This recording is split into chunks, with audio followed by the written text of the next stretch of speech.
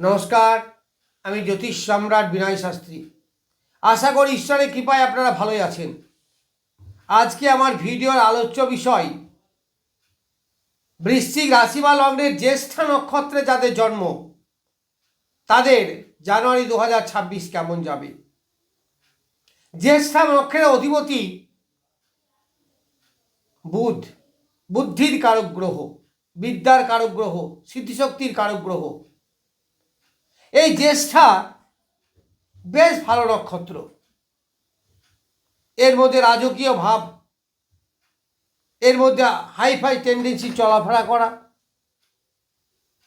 শৌখিনতার চরম শিখরে থাকা, এইগুলো যথেষ্ট পাওয়া যায়। বেশ ভালো নক্ষত্র। এরা অনেকের উপকার করে থাকে, অনেকের মাথার ছাতা বলতে পারেন, বিপদ রক্ষা করে। তবে এই নক্ষত্রের একটা দোষ হচ্ছে এর একটি ইনসিকিউরিটিতে ভোগে। সন্দেহ, দ্বিধা, দ্বন্দ্ব, হবে তো হবে না, to do or not to do, to be or not to be, এই ধরনের একটা ইনসিকিউরিটি ফিল করে। সেটা কর্মক্ষেত্রেই হোক বা যে কোনো ব্যাপারই হোক, সন্দেহবাতিক এইগুলো। যাই হোক, আমার বিচার্য বিষয় জানুয়ারি 2026 কেমন যাবে। তাহলে এই 18 বা জ্যেষ্ঠা নক্ষত্রে যাদের জন্ম তাদের দ্বিতীয় স্থান অর্থাৎ ধনু রাশিতে আছে 3টে গ্রহ 20 নক্ষত্রে, অর্থাৎ শুক্রের নক্ষত্রে পূর্বসরাতে। কি কি আছে না, রবি আছে, শুক্র নিজে আছে এবং মঙ্গল আছে। মঙ্গল হচ্ছে রাশির অধিপতি বা লগ্নের অধিপতি, দ্বিতীয় আছে। তাহলে কি হবে, আপনার অর্থ উপার্জন যথেষ্ট ভালো হবে। পরিবারের মধ্যে একটা শৃঙ্খলা, শান্তি বিরাজ করবে। পরিবারের সঙ্গে অ্যাটাচমেন্ট এগুলো বৃদ্ধি হবে। পরিবারের কারণে কিছু ক্ষয় বা অর্থ ব্যয় এগুলো হবে। দেখুন, অর্থ ব্যয় মানেই খারাপ নয়, কিন্তু আপনি যদি কমফর্টেবল লাইফ লিড করতে চান, আবার বিশেষ করে এই জ্যেষ্ঠা নক্ষত্র এর চালচলন হাইফাই তো, ফলে শৌখিনতা, বিলাসিতা ইত্যাদির জন্য ব্যয় আপনার হবে। আবার সপ্তমপতি এই নক্ষত্রে আছে, তাহলে ব্যবসার মাধ্যমে আয় উপার্জনও যথেষ্ট হবে। ব্যয় যেমন হবে, আয়ও কিন্তু তেমন হবে। আবার দশমপতি রবি এই নক্ষত্রে আছে, তাহলে কর্মের মাধ্যমে অর্থ উপার্জন, মান যশ খ্যাতি বৃদ্ধি এইগুলো হবে। রাজকীয় চালচলন, কমফর্টেবল লাইফ লিড করা, শৌখিন জীবনযাপন, এগুলো সবই আপনার এই সময় হবে। মান সম্মান বৃদ্ধি। তবে নারী ঘটিত ব্যাপার একটু সাবধান থাকবেন। আবার অন্য দিক থেকে সেটা আমার খুব সুবিধাজনক, শুক্র মঙ্গল এক জায়গায় আছে, প্রেম প্রীতির ব্যাপার, আকর্ষণ বাড়বে। এই রবি বাধা দেবে, বুধ বাধা দেবে, আবার মঙ্গল শুক্র আকর্ষণ বৃদ্ধি হবে। তবে ব্যাপারটা একটু সাবধানে আগানোই ভালো। যারা প্রেম বিবাহ করতে চাইছেন তাদের খুব ভালো সময়। সাধারণভাবে যারা বিবাহ করতে চাইছেন আনুষ্ঠানিকভাবে পিতা মাতার মতানুসারে, তাদেরও বিবাহের যে সময় সুন্দর শান্তিপূর্ণভাবে বিবাহ হবে। তবে সেটা জানুয়ারি 15 আগে, কিন্তু মোরালেস 15 জানুয়ারির পরে এই গ্রহগুলো কিন্তু সব চলে যাবে তৃতীয় স্থানে। তখন সে 21 নক্ষত্রে থাকবে, অর্থাৎ উত্তরাষাঢ়া, যার অধিপতি রবি। তা রবির নক্ষত্রে থাকবে, বেশ ভালো। এই মঙ্গল তুঙ্গ ক্ষেত্রে যাবে, তাহলে আপনার রাশি বা লগ্নের তৃতীয় ক্ষেত্রে, সেখানে যোগাযোগ বৃদ্ধি করবে। আবার শুক্রও থাকবে 21 নক্ষত্রে। ফলে এই 21 নক্ষত্র আপনার হিলিং পাওয়ার, শরীর স্বাস্থ্য ভালো, দাম্পত্য জীবনের সুখ শান্তি, মানসিক শান্তি, এইগুলো সব নিয়ে আসবে। তাহলে প্রথম 15 তারিখ পর্যন্ত খুব একটা যে ভালো হবে, আমি যেগুলো বললাম সেগুলো পাবেন, কিন্তু ঝামেলা ঝঞ্ঝাট, একটু বাধা বিপত্তি এইগুলোর মাধ্যমে। কিন্তু 15 তারিখের পরে আরও ভালো হবে, বেশ ভালো। আবার মঙ্গলের একটা তুঙ্গক্ষেত্র, আবার উত্তরাষাঢ়া নক্ষত্র রবির নক্ষত্র, ফলে আপনার জীবনটা প্রকাশ হবে। রবি তো আলো, রবি তো প্রকাশ, মঙ্গল তো অগ্নি কারক গ্রহ। এইখানে শুক্র একটু ডিস্টার্ব বোধ করবে।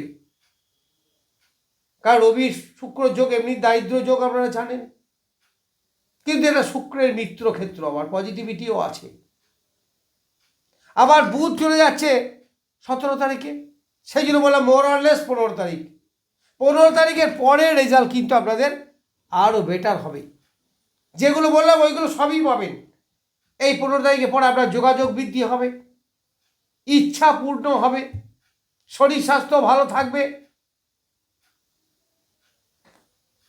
সাময়িক কালের জন্য যদি বিদেশ যেতে চান বা জন্মভূমি থেকে দূরে যেতে চান, সেটা আপনার সেই ইচ্ছা পূর্ণ হবে।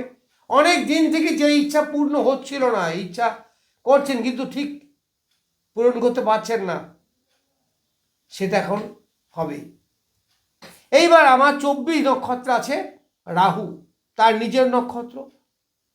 এই 24 নক্ষত্রে রাহু 1 নম্বর চতুর্থে। এই 24 নক্ষত্র কিন্তু খুব ভালো ফল আপনাকে দেবে না, মানে যেমন অনুরাধা বা বিশাখাকে দিচ্ছিল অতটা ভালো ফল কিন্তু আপনাকে দেবে না। ফলে বাড়ির মধ্যে একটু অশান্তি, মানসিক চাপ বৃদ্ধি, পরিবারের মধ্যে একটা বিশৃঙ্খলা, এইগুলো কিন্তু একটু আপনার দেবে। স্বামী স্ত্রীর মধ্যে মতপার্থক্য, চাপা ক্ষোভ, টেনশন, ইগোর কারণে ঝগড়াঝাঁটি, এইগুলো কিন্তু হতে পারে। কোনো বাড়ি ঘর জমি জায়গা ক্রয় করতে গিয়ে বাধা বিপত্তি হওয়া, এইগুলো কিন্তু হতে পারে। এই ব্যাপারে একটু কিন্তু সাবধানে থাকবেন। আমি যেগুলো বললাম, যারা হায়ার সেকেন্ডারি লেভেলের স্টুডেন্ট, তাদের পড়াশুনোয় অ্যাটেনশন ব্রেক হবে। অনেক সময় দেখবেন অন্যমনস্ক হওয়া, অঙ্ক করতে করতে ভুল করে ফেলা, জানা অঙ্ক ভুল করে ফেলা, এইগুলো কিন্তু হওয়ার সম্ভাবনা আছে, আপনারা সতর্ক থাকবেন।